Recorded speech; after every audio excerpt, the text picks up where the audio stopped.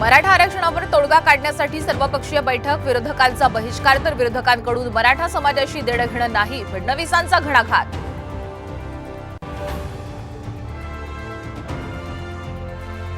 Worli hit and run प्रकरणातील आरोपी मिहिर शहाला अखेर बेड्या, विरारमधून अटक, मिहिरला फाशीची शिक्षा द्या, नागवा कुटुंबियांची मागणी.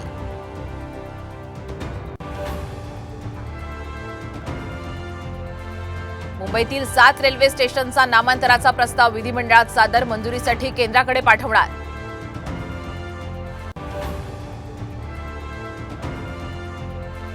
एकतरी कुणबी नोंद रद्द करून दाखवा, विधानसभेला सर्वांना पाडणार, मनोज जरांगेंचा लातूरमधील सभेतून सरकारला थेट इशारा.